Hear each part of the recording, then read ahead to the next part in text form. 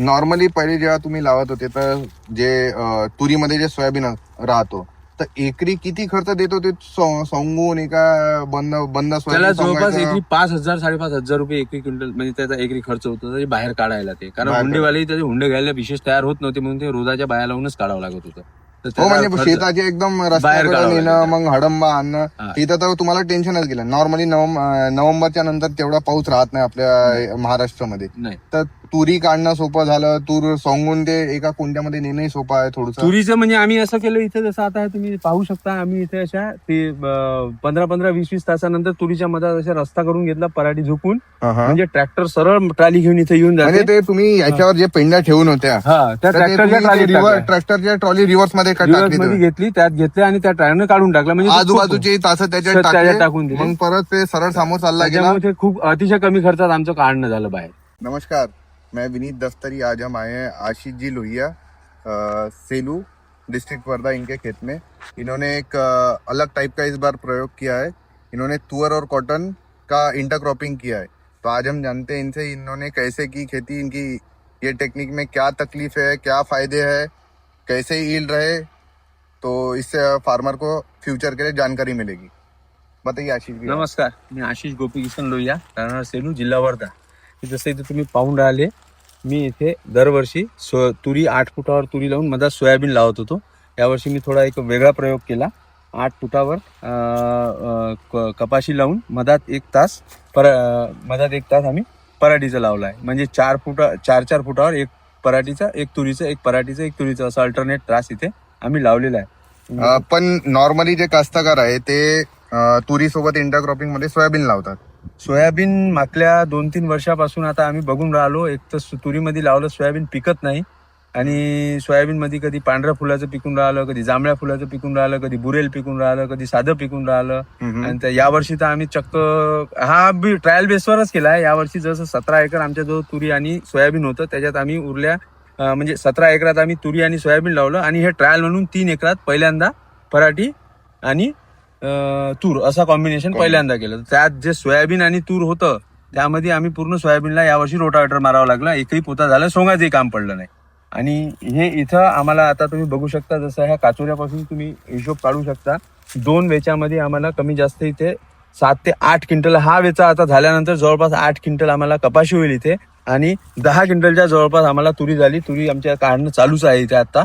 जवळपास 10 क्विंटलचा तुरीचा अंदाज आहे इथे यावर्षी. आणि दुसरा याच्यात फायदा असा आहे की सोयाबीन मध्ये सोंगल्यानंतर चांगलंही झालं तर याच्यातून बाहेर काढायला सोंगायला खूप जास्त खर्च येत होतो सोयाबीनला. म्हणजे ढिगे आपल्याला मारता येत नाही कारण ढीग, इथं तूर राहायची म्हणून ढीग तूर राहते. पूर्ण शेताच्या बाहेर काढायला लागते. ते खर्च खूप आहे. त्याचा खर्चही खूप जास्त येतो आणि त्या हिशोबात ते पिकत नाही. त्यामुळे मी हा प्रयोग केला होता आणि अतिशय असा चांगला प्रयोग. आपण थोडासा आरामानं स्टार्टिंग पासून जेव्हा आपण याला लावण केली, आता याचा जे तणनाशक आहे हा वेगळा आहे, कॉटनचे तणनाशक वेगळे आहे. म्हणजे कॉटनवर एजिल हिटवीट चालते, तुरीवर तुमचा शाखेत मारला तर चालते, ते उडलं नाही पाहिजे. तर स्टार्टिंग मध्ये तुम्हाला काय तकलीफ आली अंतर 4 फूट असल्यामुळे आम्ही कट नोजलने त्याला जास्तीत जास्त तसं मी लावलं नाही पण कोणाला सेफ साईड लावायचं असेल त्याला हुड लावू शकता.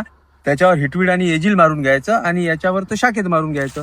त्याच्यात दुसरं प्रिकॉशन नसं घ्यावं लागेल. काय हे दोघं एकामेकाचे दुश्मन पण आहे. याचा तणनाशक त्याच्यावर उडला नाही पाहिजे, त्याचा तणनाशक याच्यावर उडतही नाही आणि उडत प्रिकॉशन म्हणून तुम्ही याला हुड वापरू शकता. दुसरं याच्यात असं होतं की आम्ही तूर तुम्ही जसं बघू शकता इथं बेडवर घेतली आहे आणि हे आम्ही खाली लावलं होतं. हे नंतर भर दिलाय जसे जे डवरण झाले तर शेवटच्या डवरणाला दिलेला भर आहे. त्यामुळे हे अगोदरच खाली होते आणि तूर अगोदरच भर होती. हे तुरीला तुम्ही बेड का बरं दिलं? तुरीला बेड म्हणजे पाण्याचा निचरा व्हायसाठी, अदरवाईज खालच्या डोबाण्या वगैरे भागात तूर अशी जळू शकते, त्याच्यामुळे बेड दिली. आणि तुरीला पुन्हा दुसरा एक असा प्रयोग करू शकता, कॉटन लावायच्या अगोदर जर तुम्ही तूर लावून दिली तर तुरीवर तुम्ही प्री इमर्जंट सुमीमॅक्स जे सोयाबीनचं तणनाशक येते ते मारून टाकायचं. म्हणजे आणि त्याच्यानंतर कॉटन लावतात. तोही प्रयोग खूप चांगला आहे कारण सुमीमॅक्स जर तुम्ही एक वेळा बेडवर मारलं जवळपास 1 ते 1.5 महिना याच्यावर तण निघतच नाही. आणि त्याच्या अगोदर तुमचं कॉटन वरती येऊन जाते आणि कॉटनचा तणनाशक ते फवारून जाते. त्याच्यामुळे तो काही विशेष प्रॉब्लेम नाही. कॉटन लावायचं नंतर तूर लावायचं. हा नंतर तूर नाही, पहिले तुरी लावली तरी चालते. तूर लावून कोणतंही पीक पहिले लावू शकतात. याला लावलं तर सुमीमॅक्स मारता येते ना. कॉटन तुमचं निघातच राहते. ते प्री इमर्जंट आहे त्याच्यामुळे त्रासच नाही. ते प्री इमर्जंट तणनाशक आपण मारू शकतो. तर ते जास्त चांगलं राहते. आणि हे 4 फुटाचं अंतर आहे, तर याच्यामध्ये तुम्ही जोडी चालवली का ट्रॅक्टरनं तुम्ही? माझ्याजवळ लहान ट्रॅक्टर आहे एक कुबोटोचा, त्या ट्रॅक्टरनी मला 2 ते 3 डवरंत माझे त्याच ट्रॅक्टरने झाले. मधातला तास याच्यात घेऊन घेतला 2 चाकाच्या मधात आणि 2 फासा लावून 3-4 डवरं आमचे त्याच्यानेच झाले आहे.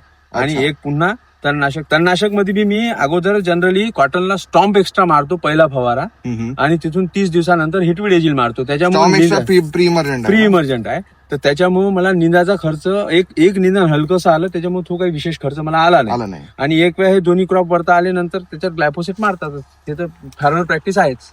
बाकीचे जे नंतरचे जे कॉटनवर जे आपण फवारणी करतो, तर ते काही मला वाटते ते तुरीवर उडले तर जास्त मोठा फरक पडत नाही. जसं आपण थोडंसं आपण कटिंग साठी जे फवारे मारतो ते तुरीवर उडलं तर त्याला काही फरक पडत नाही. आणि त्यावेळेस जेव्हा आपण यांचे फवारे मारतो त्यावेळेस तूर लहानच राहते, आणि कॉटनची एक वेळा फवारे संपल्यानंतरच तूर ग्रोथ घेते. त्याच्यामुळे याचे त्याचे फवारे विशेष काही उलटे तुरीवर जेव्हा आपण फवारे घेतो तर अळीचा वगैरे त्याच्यावर फवारा जाते, त्याच्यामुळे वरच्या मालावर बोंडअळी याचा वगैरे उलटा फायदाच होतो त्याचा कॉटनला.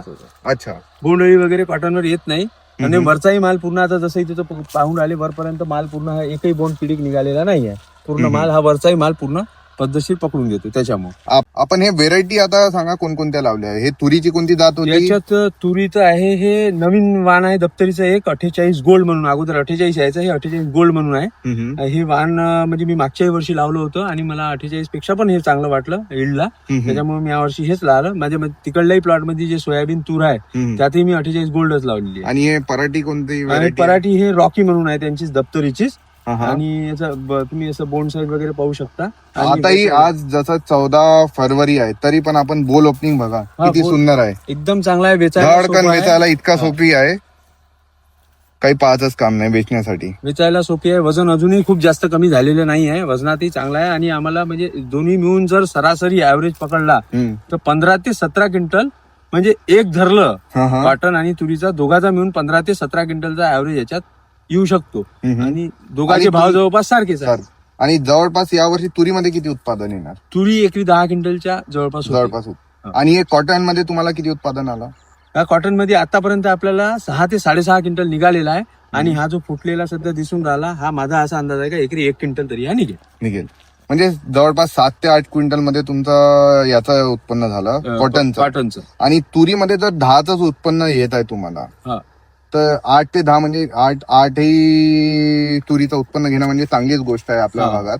8चा मी कमी धरू आपण, 8चंही उत्पन्न याला आला तर खूप चांगली गोष्ट आहे. म्हणजे जे आपण सोयाबीन मध्ये जे उत्पन्न घेतो ते तसंच उत्पन्न सोयाबीन पूर्णच चाललं. एक तर आलं तरी जास्तीत जास्त 3-4-5 क्विंटल होते आणि राहावं लागते पूर्ण तुरीच्याच भरोशावर. आता याच्यात कसं झालं, रिस्क पण कमी झाली, 2 क्रॉप लागून गेले आणि दोन्ही चांगलेच आहे. म्हणजे कॉटन मध्ये आणि याच्यात मिळून सरासरी आपल्याला 12-15 क्विंटल बी झालं तर दोघांचे भाव सरासरी 8,000 पकडले तरी लाख रुपयाचं उत्पन्न सहज होते.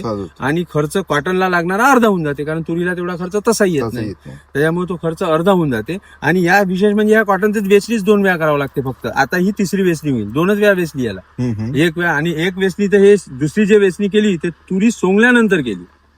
आणि हे जे दोघं जे आपले क्रॉप्स आहे थोडेसे लॉंग ड्युरेशन क्रॉप आहेत, तर याच्यामध्ये अजून एक फायदा आम्हाला असा वाटतो, कारण जे शॉर्ट ड्युरेशन जसं सोयाबीन आहे, कधी पाणी जास्त पडलं कधी पाणी कमी पडलं तर उत्पन्नामध्ये भरपूर फरक येतो. पण हे जे थोडेसे जे उशिरा येणारे क्रॉप आहे हे थोडेसे स्टेबल यील्ड देतात. तर या प्रयोगमध्ये म्हणजे सोयाबीन नाही लावलं तर खूप चांगला होणार कास्तकारांना. म्हणजे मी आता पुढच्या वर्षी यावर्षी मी 20 एकरापैकी 17 एकर सोयाबीन आणि तूर लावली आहे, ते पुढच्या वर्षी मी पूर्ण टोटल बंद करणार. मी पुढच्या वर्षी याच्यात एक दुसरा प्रयोग मी असा करणार आहोत की 2 तास कॉटनचे आणि 1 तास तुरीचं काही असं लावणार आहोत आणि काही हेच पद्धतीने लावणार आहे. म्हणजे मी 10 एकर जवळपास असं लावेल की 3.5 फुटावर ते सारे फाडून 3.5 2 कॉटनचे आणि 1 नंतर म्हणजे तूर ऑटोमॅटिक 10.5 फुटावर चालेल.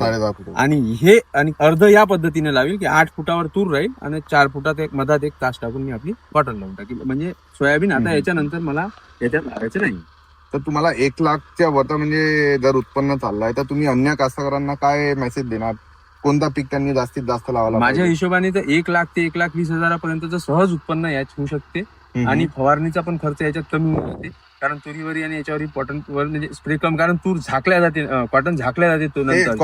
कॉटन जे झाकलं जाते ते नोव्हेंबर-डिसेंबरच्या महिन्यामध्ये झाकतात, तेव्हापर्यंत कॉटन मध्ये तर खूप चांगली हवा खेळणार आणि आपण मालच धरून घेते. तर आपण जे बघितलंय धुऱ्यावर कधी चांगला माल धरतात कोणतंही पीक, तर या बंद्या कॉटनला जे एवढं मोठं तास आहे याला एकदम धुऱ्याचा फिलिंग येत असेल. धुऱ्याचं फिलिंग येते, म्हणून aeration याच्यामध्ये होते. पातीगड वगैरे कमी होत असेल. पातीगळ कमी होते, माल चांगला धरून घेते आणि त्याच्यामुळेच ना आता जर याला आपण सेपरेट धरलं तर हा सरळ सरळ 15 ते 16 क्विंटलचाच ऍव्हरेज झाला ना जर प्लेन कॉटन लावलं तर. पण त्याच्यात आपल्याला असा अनुभव होते का 15-16 यायला थोडा वेळ लागतो म्हणजे सरसकट जर कॉटन लावलं तर. पण याच्यात कसं आता अल्टरनेट आहे आणि तुरी अगोदर लहान राहते आणि कॉटन वरती येऊन जाते तर तो माल धरून घेते. तर हे शुअर आहे थोडं, म्हणजे याच्या श्युअरिटी जास्त आहे. आपल्याला 15-16 क्विंटल पर्यंत ऍव्हरेज याची श्युअरिटी जास्त आहे. आणि बाजारपेठ जर पाहाल तर त्या हिशोबाने कॉटन आणि तुरीचा भाव जवळजवळ सारखाच राहतो. त्याच्यामुळे तुम्ही त्याला सरसकट उत्पन्नही पकडू शकता. आणि आपण 1-2 वर्ष बघत आहोत म्हणजे 7,500च्या वरतच कॉटनचा भाव त्याचवरती तूर आहे. त्याच्यावरती तूर आहे. हा, त्याच्यामुळे आणि सोयाबीनच्या भावामध्ये भरपूर फ्लक्च्युएशन आहे, कमी आहे सोयाबीनचे भाव आणि ते पिकतही नाही. दुसरं अजून एक सोयाबीन मध्ये टेन्शन आहे, कधी जास्त पाऊस आला तर सोयाबीनची क्वालिटी खराब होऊन जाते. क्वालिटी खराब झालं तर त्याला बाजार भावामध्ये तकलीफ होते. तर हे थोडंसं हमखास पीक झालं. हे हमखास पीक झालं. दुसरा तुरीमध्ये सोयाबीनचा आजकाल त्रास होता की मागचे पाऊस भरपूर पडतात आजकाल. म्हणजे सप्टेंबर ऑक्टोबर मध्ये पुन्हा पाऊस पडतात. त्या टायमाला जर आपण याच्यात सोयाबीन सोंगून ठेवलं आणि त्याच्यावर पाऊस आला तर ते सोयाबीन सुकवायला आणि त्यानं काढायला अतिशय जास्त त्रास होतो. म्हणजे कधी कधी तर म्हणजे सोडूनच द्यावं लागते त्याला, तो आतमध्येच सडून जातो. हा मोठा त्रास आहे, कारण तो वाळत नाही, त्याला ऊनच नाही मिळत ना. तूर झाकून राहते, ऊनच नाही मिळत. तर ते त्या हिशोबाने हे पीक खूप चांगलं आहे. नॉर्मली पहिले जेव्हा तुम्ही लावत होते तर जे तुरीमध्ये जे सोयाबीन राहतो तर एकरी किती खर्च देतो ते सोंगून एका बंद त्याला जवळपास एकरी 5,000-5,500 रुपये एकरी क्विंटल म्हणजे त्याचा एकरी खर्च होतो बाहेर काढायला. ते कारण हुंडेवाले त्याचे हुंडे घ्यायला विशेष तयार होत नव्हते म्हणून ते रोजाच्या बाया लावूनच काढावं लागत होतं. हो, म्हणजे शेताचे एकदम रस्त्याकडे नेणं मग हडंबा आणणं तिथं तर तुम्हाला टेन्शनच गेलं. नॉर्मली नोव्हेंबरच्या नंतर तेवढा पाऊस राहत नाही आपल्या महाराष्ट्रामध्ये. तर तुरी काढणं सोपं झालं, तूर सोंगून ते एका कुंड्यामध्ये नेणंही सोपं आहे थोडंसं. तुरीचं म्हणजे आम्ही असं केलं इथे, जसं आता तुम्ही पाहू शकता, आम्ही इथे अशा ते 15-20 तासानंतर तुरीच्या मधात अशा रस्ता करून घेतला पराठी झोपून. म्हणजे ट्रॅक्टर सरळ ट्रॉली घेऊन इथे येऊन जाते. ते तुम्ही याच्यावर जे पेंड्या ठेवून होत्या त्या ट्रॅक्टरच्या ट्रॉली रिव्हर्स मध्ये घेतली, त्यात घेतले आणि त्या ट्रॅक्टरने काढून टाकला. म्हणजे आजूबाजूचे तास त्याच्यात टाकून दिले. मग परत ते सरळ समोर चालला गेला. ते खूप अतिशय कमी खर्चात आमचं काढणं झालं बाहेर. सोंगण्यानंतर आम्हाला कधी म्हणजे जो तुरीला माड्या तुरीला सोंगाचा खर्च आहे बस त्या खर्चात आमचं काम होऊन गेलं. चला, आता ते अन्य जे कास्तकार आहेत त्यांना तुम्ही काय मेसेज देणार या म्हणजे आता तुम्ही स्वतः तर 20 एकरवर चालले 3.5 एकरापासून, तर ते खूप मोठी जंप आहे. तर अन्य कास्तकारांना थोडासा एक मेसेज द्या का हे पीक हे ट्राय करायला पाहिजे. असं नाही का यांना सक्सेस आला तर तुम्ही बंद लावायला पाहिजे, पण एक थोडासा एरियामध्ये तुम्ही ट्राय करू शकता असं आम्हाला वाटतं. हे शेतकऱ्यांना एवढं सांगायचं आहे की हे बी जसं तुम्हाला सांगून राहिलं तसंच मीही कुठंतरी पाहिलं, त्यांचं पाहूनच मी हे 17 एकरापैकी 3 एकरात 20 एकरापैकी 3 एकरात केलं आणि पुढच्या वर्षी पूर्ण असाच करणार आहोत. जे शेतकरी असतील ज्यांच्याजवळ मोठं एकरेज आहे त्यांनी ह्या प्रयोगावर म्हणजे काही 10%, 20%, 30% हा प्रयोगावर करायला पाहिजे आणि त्याच्यानंतर त्यांनी आपल्या अनुभवातूनच त्यांना समजून येईल की कसं होते. चला, धन्यवाद.